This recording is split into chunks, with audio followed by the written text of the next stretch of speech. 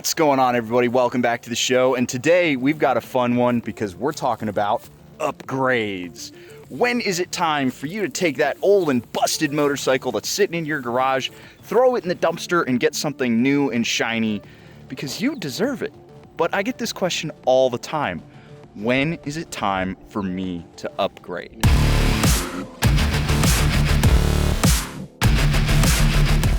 Man alive, is it hot outside. It is so freaking hot.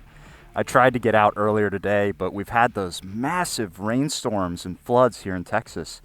And mercifully, I was spared from most of it, but we did have some damage at the house, and I've been getting that taken care of. And unfortunately, because we've had so much water, it is now almost 100 degrees and almost 100% humidity. So, very fun day to be out on a motorcycle. But seriously, there have been some crazy floods here in Texas.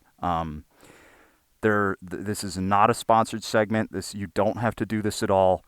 If you are interested in helping anybody, seriously, we've lost a ton of people. The body count is still rising. If you are interested in helping people, there is a link down in the description below. I know times are tight, but some people just lost everything. So I will have a link down there where you can help out if that is something that you want to do. Now let's try and have a little bit of fun off of the back of this, because that is what we're trying to do today. Talking about upgrading your motorcycle is one of the most fun things you can do. And I am still in the honeymoon phase with this lovely 2022 Super Duke Evo R. This is a 22 with fancy Super Duke double R rims and the Akrapovich system that somebody else spent all of this money on. And that's something we're actually going to be talking about in this video. But my God, is this the most fun motorcycle I've ever owned in my life. I have put some mods on here. Like I put the Power Parts seat on here, which is a lot more comfortable. And it adds 1 horsepower because it's orange. I did take the windscreen off because I'm filming. The cameras don't fit on there. These apparently are not Amazon levers, even though they look like it. Those are $250 a lever, which is nuts. They feel like shit, so they're going away. I did put this seat cowl on here because as much as I don't want to put a passenger on there, I have to leave these on because of the bags, so.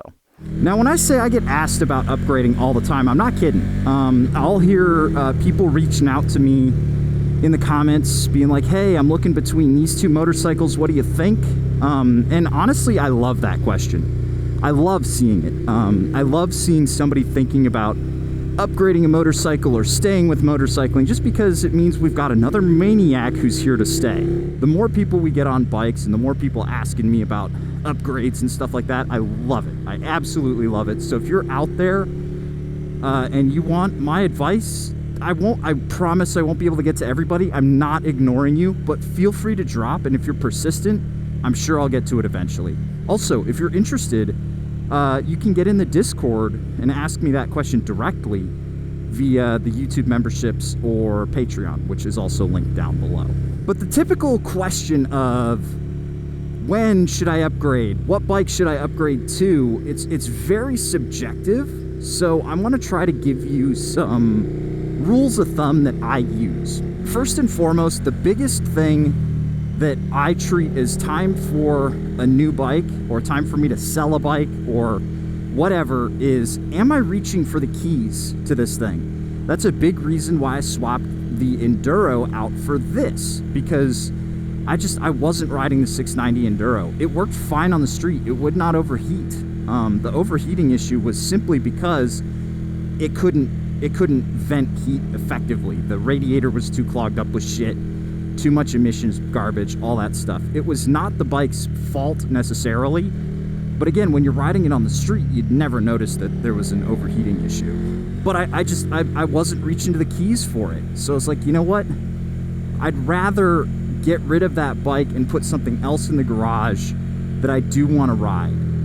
Same thing happened with the Grezzo, except I wanted to downsize the garage a little bit. I just had too many motorcycles in there. The irony is I'm currently working on another project with Aprilia, which I may or may not have announced by now, which is going to result in another motorcycle being added to the garage. So, yay! That sounds shitty. I'm so excited about adding the next motorcycle to the garage, but like, I only have so much room, guys. But if you're not reaching to the keys for your motorcycle, that means you're done with it. You're mentally already done with it. And there's going to be a bunch of reasons why you're not reaching to the keys for your motorcycle. For me, on the Enduro, it was just like, I wanted something a little bit more extreme. I wanted something that could travel a little bit longer distance and wouldn't require me to dump a ton of cash into it to make it comfortable long distance. When it was time for the Grezzo to go, it was just because I was riding the Sportster more. And I was just like, you know what? The Grezzo needs to go to somebody else who's gonna get to spend more time with it. Same thing with the Hornet. I had the Hornet in the garage for so long, but I hadn't put any content behind it. So I was like, I just am not treating this motorcycle properly. Time for it to go. But sometimes a reason you're not reaching to the keys for your bike is because it's no longer the right bike for you. So there's a few reasons why that could be happening. One, you're just not thrilled by it anymore. Sometimes you just grow out of love. For me, the biggest thing is usually the bike no longer suits a purpose that I want to do with it. So for example, one of the things that I wanted to get this bike for was to do long distance. I didn't have a bike that's really comfortable for long distance. This thing is. It also has cruise control. None of my other bikes have cruise control. And it's really important that you consider what your issue is with the bike, because that's going to affect where you want to go next. I've seen some really odd cross shops in the past. I've seen somebody being like, all right, I'm looking at a lowrider ST, or let's go extreme, S1000RR. I haven't seen that one specifically, but I have seen some crazy, like completely different segments being cross-shopped. And that to me signals somebody who doesn't understand what they want out of their next bike. So you really need to take a second and kind of meditate on what your bike is currently offering you, why it doesn't work for you, and what you want next. If you can do that, that'll really help you find the next bike that's right for you versus just some other motorcycle. I've done that in the past where I had my 919, my first one, and I had to get rid of that one because it was having mechanical issues that I couldn't fix. So I was like, all right, I need to be on two wheels because I'm insane and I can't go back to being a cager. So I need to get a motorcycle. All right, I see this Honda VFR. I like Hondas. I like the idea of a sport bike. Let's pick up this VFR. I rode that thing for about a year, and then I was like, this is so boring. Because I didn't really think about what I wanted out of my next motorcycle. I was just like, I need to get a motorcycle. And for a motorcycle, it's totally fine. And if I wanted to do more touring back then, the VFR would have been incredible, right? Because you can get hard bags for it. It's really comfortable. The only thing it's lacking is cruise control. But I've made upgrade mistakes before just because I didn't think about what that next bike needed to be for me to really want to get out and ride it. Now let's talk about the elephant in the room, and that is power. One of the reasons why I wanted to ride this motorcycle specifically for this video is because this is kind of the symbol of power.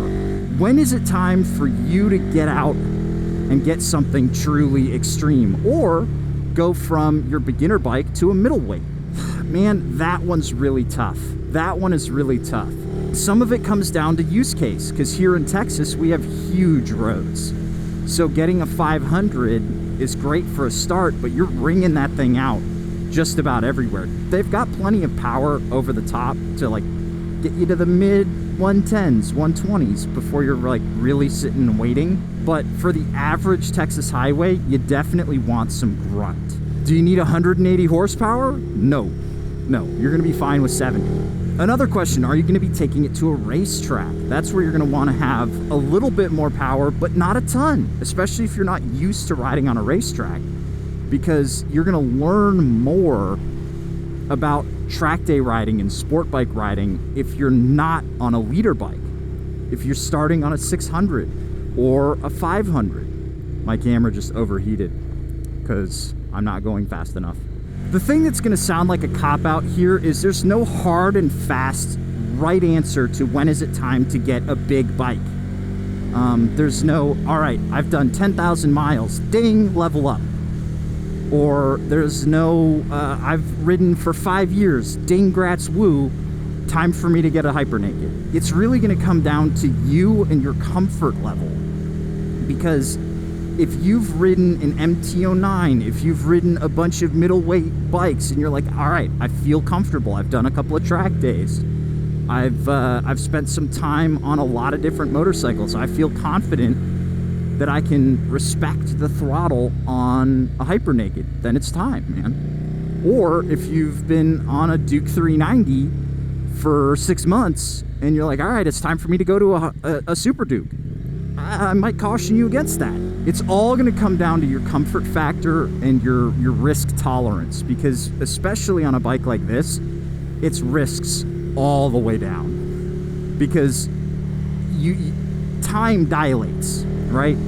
The faster you go, the faster obstacles appear and the more confident you have to be on the brakes. Like that guy could have pulled out just as I was accelerating. But I've always got that habit of covering the front brake. I've done enough track time to know, all right, what happens if there's some stuff up front? I feel confident guiding this motorcycle through a corner, especially adding a little bit more power. But the Super Duke also has a secret. The Super Duke is really, really confidence inspiring because it doesn't encourage you to go stupid fast all the time. It's not like a 210 V4. So the biggest thing I would tell you is just meditate on what you want out of your next bike, why your current bike isn't doing it for you, or if it is, and you're just looking to add another bike to the stable, get something that doesn't necessarily overlap too much. Because that's where I've noticed the biggest problems. When I had 13 motorcycles in the garage, too many of these bikes were doing the same thing, right? I have to choose a lot of times between getting on the Super Duke and getting on my 02 Tuono, the old school one. Having two bikes that fulfill the same task doesn't really make a lot of sense. It sounds cool in theory, but it's not, trust me. It's just more maintenance. It's more chains to clean, it's more batteries to charge. It's more valves to service. Me personally, I think the ideal garage looks something like this. It's practical, comfy motorcycle. It's dirt bike or dual sport. And then it's something stupid. It's just something truly stupid. Something that, you know, just it makes you excited to ride every time. That's what the Duke is for me. Then I've got my DRZ, and then my comfy bike is my VMAX or my Harley. The Harley pulls double duty on the racetrack. That's what my CBR is for too. And then my Tuono is my other something silly. I can get away with it because at the end of the day, this is my job. So I can write off a lot of maintenance on all of these bikes. But I really do think the ideal garage is somewhere between 2 and 3, depending on the kind of riding that you do. Let me know your thoughts on all of this down in the comments below. I'd be really interested to hear what you guys consider the ideal garage and when you decided it was time for you to upgrade. But yeah, let me know all your thoughts down in the comments below, and I'll catch you guys in the next one. See you later. Oh, and enjoy your next motorcycle. I know this camera's off. I don't know why I keep talking to it. Enjoy your next motorcycle. Catch you in the next one. See you later.